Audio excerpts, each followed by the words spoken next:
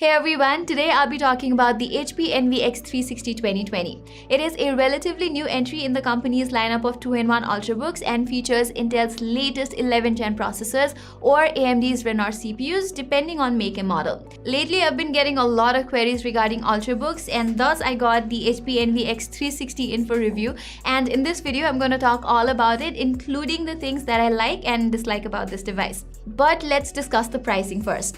Our review unit is powered by the Intel Core i7-1165G7 CPU and has 8GB of DDR4 RAM and 512GB of M.2 NVMe SSD.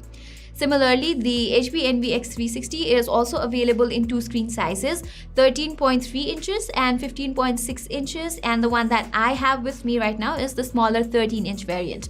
For all this, HP is asking for $850 in the US, while the same variant costs Rs 1,45,000 in Nepal. Okay, kicking things off with the design, well, this one is a pretty well-built laptop. The entire thing is made of aluminium except for the trackpad, which is plastic. The 360 hinge seems pretty durable too. About the looks, well, it is sharp and minimalistic, and it has a matte finish and therefore ends up looking quite classy. Okay, more on the build quality, I also love how lightweight it is. At just 1.3 kgs, this laptop feels almost non-existent when you're carrying it in your backpack. Even the power adapter that comes along is rather small, so carrying both for daily commute is not a problem at all. Down below, you have two speakers tuned by Bang & Olufsen. The audio quality is quite balanced, although it does not get as loud. You can also play around with different presets and equalizer under the B&O Audio Control app. Right below the screen, you can see the two exhaust vents, among which the left one is sealed and does not work.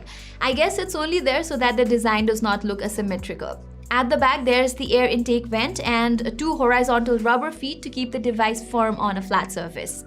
On the connectivity front, the Envy X360's port selection is quite impressive for an Ultrabook. The left frame houses one mic/headphone jack combo, one USB 3.1 Gen 1 Type A which supports HP Sleep and Charge support, and one USB 3.1 Gen 1 Type C port. Similarly, the right side enjoys an AC Smart Pin, an additional USB 3.1 Gen 1 Type A, and a micro SD card reader. Interestingly, this USB-C port also supports USB power delivery among other standards like Thunderbolt 4, DP 1.4, and HP Sleep and Charge. So if you've got a 65 or 90 watt power adapter, you can charge up this laptop. Anyway, let's talk about the display now. It's a 13.3 inches WLED backlit screen with a multi-touch support. The display is also protected by Corning's Gorilla Glass NBT for added durability. Similarly, this display boasts 1000 nits brightness and covers 100% sRGB color space.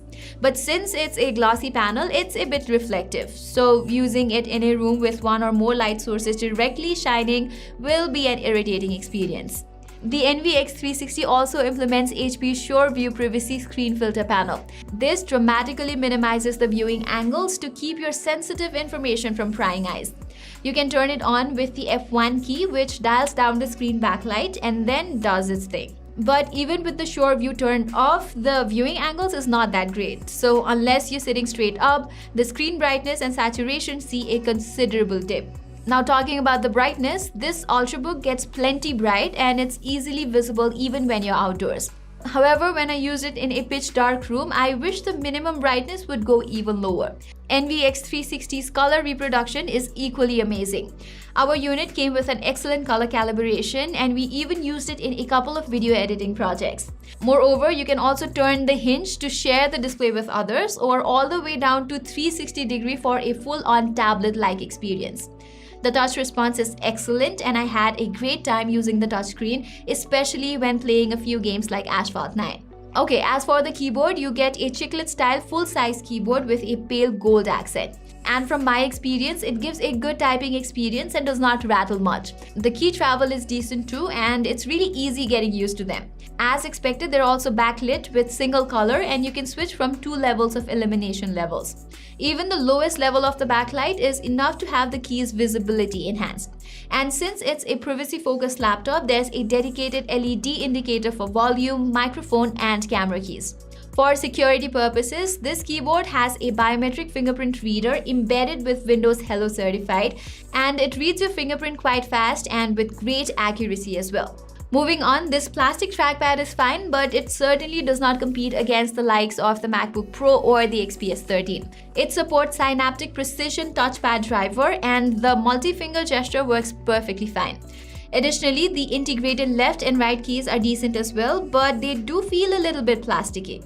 Okay, so the HP Envy X360's webcam is nothing extra. As you can see, it is a standard 720p HD camera and does not feature IR sensors for Windows Hello login. Although it suffices for your regular meetings and stuff, the quality I would say is just average. Alright, let's talk about the performance now, and as I mentioned earlier, my unit of the HP Envy X360 comes with Intel's Tiger Lake Core i7 1165G7 CPU with 8GB of DDR4 RAM and 512GB of PCIe SSD. With this setup, getting my everyday task is a breeze on this machine. I am someone who needs to do a lot of writing, making presentations and stuff, so for that, this laptop works like a champ. During normal usage, the Envy X360 shows no sign of stress or heating even with 10 to 12 tabs running on Google Chrome with light photo editing and Word documents running in the background.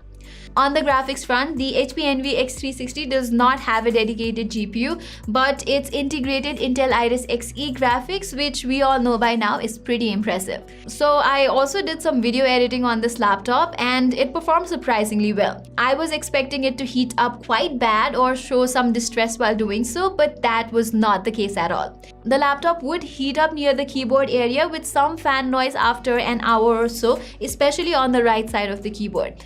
I also tried a little bit of gaming on this laptop with titles like Valorant.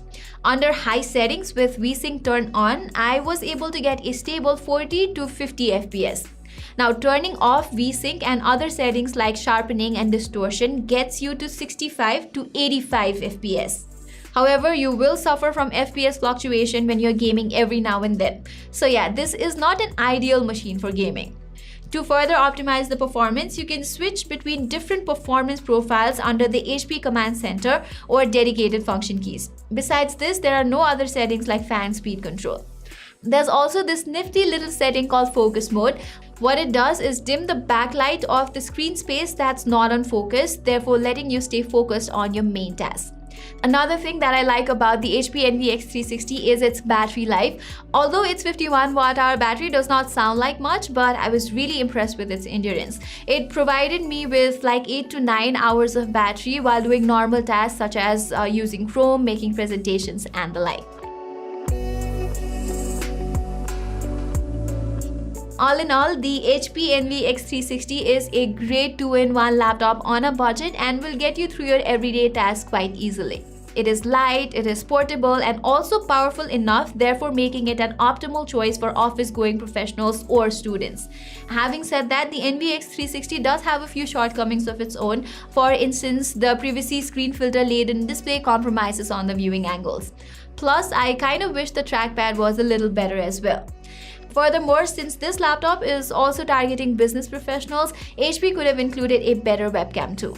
So that was all for our review of the HP Envy X360 2020. I think it is a good enough ultrabook on a budget. What are your thoughts on it? Do let me know in the comments below. Till then, I'm Pratima Adhikari and I'll see you in the next video.